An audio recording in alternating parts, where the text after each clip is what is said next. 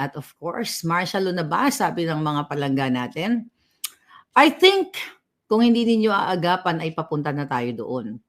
Dahil, ayun na nga, ayon sa ating puting ahas, ito ay ginawa itong Executive Order number 81 ni Bangag pagbasok ng taon kasi naaalarma na talaga siya sa mga darating na panahon. Alright? Lalo na itong January 13 na pagtitipon ng INC na kung saan sinusuportahan din ng ating mga kababayan, nating lahat, even hindi tayo INC member dahil ang panawagan ng INC imbes na tutukan ang pagpamumulitika or pangaharas sa Vice President, imbes na magkaroon sila ng tinatawag na unity. Remember that unity team? Ang ginagawa ni Lisa Tanas, ni Bangag Marcos, ay ang mangharas, manggipit. So, kaya naman tinututulan ng ating mga palangga na INC family na kung saan hindi dapat yan ang pinagkakaabalahan ng bangag na ito. Sa halip ay kung saan ay maibsan ang inyong kahirapan, katulad ng pagtaas ng presyo ng bilihin, ang korupsyon nila, ang kanilang smuggling, ang kanilang polboronic, at marami pang iba. Mamaya pag-uusapan uli natin yan, mga palangga. So itong Executive Order number 81, which is reorganizing the National Security Council, na pinirmahan ni Bangag, okay? Ito hindi na natin babasahin ng here. Okay? Na kung saan ito ay kanyang ipinatupad ngayong araw na ito. Kumbaga nag-reshuffle o nagtanggal siya ng mga miyembro ng council na yan. Ano ba yung na yan, mga kababayo? Uy, nawala yung ating binasa. Alright. So anyway, ano ba ang ibig sabihin ng National Security Council na yan, di ba? Kung saan ang purpose niyan ay para sa ating mga mamamayang Pilipino na kung saan ay proteksyonan ang pangkalahatang Pilipinas. Doon mo maririnig ang mga soberenya eklabouche, protektahan ang ating ekonomiya, mga ganyan. So pasok doon sa banga. So tinanggal nila yung former presidents, Jim A., Joseph Estrada, who else? Wala na si Noynoy. So, Pangulong Duterte at ang ating Vice President, President Sara Duterte. Alright? Sabi ni Gorgor TV, tuloy ang INC Rally for Peace, walang makakapigil doon. Alright? Ipanaw, PPP at Duterte Youth lang ang party list na iboboto natin, sabi ni Yasu Fufu. So mga kababayan, pag-usapan natin kung bakit yan ay pagbigla-bigla, karakarakang nagkaroon ng ganyang reorganizing yung mga personalidad dyan sa National Security Council. Siyempre kasama yan iba't ibang mga ahensya like Department of Defense, PNP, nakita natin, sino ito? Actually, dito sa ating cellphone, kung sino-sino yung mga natira dyan. Alright, here we go. Okay. So dito, right, tingnan natin kung sino mga sinulat niya dito. Okay. Ito pala nakasulat dito. Ayan. So, kasama dyan ang president yung Bangag as a chairperson nga, then Senate President, Speaker of the House of Representatives, syempre kasama si Tambaloslos, Senate President pro tempore, at kung sino-sino pa. Tingnan natin to. Senate, House, Senate Committee on Foreign Relations, yun na nga, National Defense and Security for Peace, PIDEA, Foreign Affairs, sino pa to mga Department of Justice, DILG, okay, Department of Labor and Employment, kasi yun nga, kasama dyan yung ekonomiya ng ating bayan, kung paano natin maproteksyonan and everything. Secretary of Presidential Communications, ayan yung mga magkakasabot sila. At, sino-sino pang mga kakuntsaba nila. Actually, napag-alaman natin sa ating puting ahas, not only Inday Sara, pero may mga key people, okay, na tinanggal nila dyan sa National Security Council. Kasi nga, hindi naman yan, mga kababayan, ang sinasabi nila na to protect the economy, no? To protect the people, to protect the soberanya sa inyong mga kaligtasan, dadadadadam.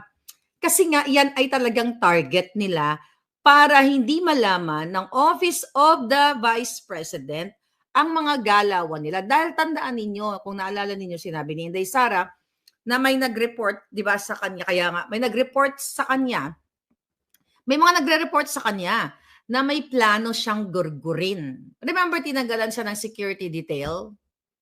Tinanggalan siya ng mga nagbabantay sa kanya para what? Para pwede siyang magurgur. Kasi ang next in line, kapag si Bangag Jr. ay magurgur, for whatever means, literal na gurgur o gugurgurin niyo siya, si Sara Duterte, the Vice President, ang next in line. At yan mga kababayan, minamadali nila. Di ba? Ang dami na nating mga ikinuwento sa inyo na expose na itong January, February na ito, critical para sa mga bangag. Okay? Paanong critical? Destined na ang mga taong gustong gurgurin siya. Hindi dahil gurgurin siya ng ganun-ganun na lang, kundi gurgurin siya sa pwesto kasama yung asawa niyang kidnapper dahil sa ginagawa nila. Even mga pulis, mga military, ay sukang-suka na sa gobyerno ni Bangag. At itong National Security Council na ito, mga kababayan, okay, yung purpose niyan, sana, ng ating, ng organisasyon na yan, o yung council na yan, para sa inyo, para magkasundo ang ating mga tagapamuno, katulad ng Vice President at President, katulad ng ating mga nasa Senado at nasa Kongreso, nasa DFA, nasa PNP, nasa Defense. Yun yung layunin yan. Pero ang nangyayari, ginagamit nila sa illegal na gawain. Hindi para proteksyonan kayo or pabutihin ang inyong mga tawag dito, ang inyong mga kanya-kanyang buhay o mga yung mga future ng inyong mga anak. So, isi-secure ang ating bansang Pilipinas. Ngayon, pag-usapan natin, paano dapat yung trabaho nila, yung trabaho nila, o ang trabaho nila, yung mandato nitong National Security Council na yan.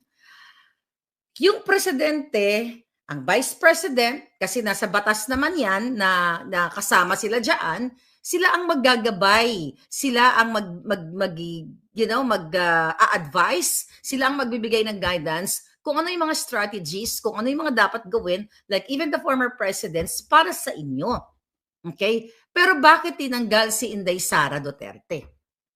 Okay? Tinanggal si Pangulong Duterte, tinanggal si ERAP. Baka kasi pinagdudahan itong si ERAP at saka wala na si ERAP, mahina na yan eh. Si GMA, na baka, sila ay magkasundo ni Inday Sara sa kung ano man ang kanilang mga layunin. Di ba? Yan ang nakikita natin dyan. Ngayon, sila dapat ay magkakatuwang, sabi ko nga, lagi nilang sinasabi yan, to ensure, panatilihin ang seguridad ng Pilipinas, ang ekonomiya ng Pilipinas, palakasin ang ating bayan, protektahan ang ating mga mamayan, protektahan ang ating teritoryo. So, ganyan ang ibig sabihin yan. Pero bakit tinanggal si Sara? Para hindi siya magkaroon ng access. Yan exactly ang naikwento sa atin ng ating putingas even before that reorganizing na yan. Talagang nakita nyo naman, di ba? 4 na impeachment ang hinain ng mga buwaka ng Ginimes. Okay? Pero, anong ginagawa nila? Hanggang ngayon, hindi nila matinag-tinag si Sara Duterte. Yung National Security Council na yan, kasama dyan ang trabaho ng mga ahensya ng gobyerno para manmanan ang ginagawa ng mga makakaliwang grupo o yung mga nagpapalaganap ng mga terorismo sa bayan natin.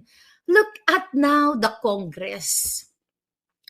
Ang mga makakaliwang grupo katulad nila Manuel, nila yung convicted na si Castro, si Brosas at iba pa, kasabwat na ng gobyernong ito. Kaya there's no point, actually, wala nang kwenta itong Security Council na ito. Kasi ang namumuno ay mga talipandas. Ang namumuno ay mga taksil. Kaya tayo may ahensya ng gobyerno para lahat yan ng ahensya ng gobyerno ay protektahan kayo. So ngayon, tinanggal nila yan si Sara para hindi malaman ni Sara yung mga plano nila. Di ba?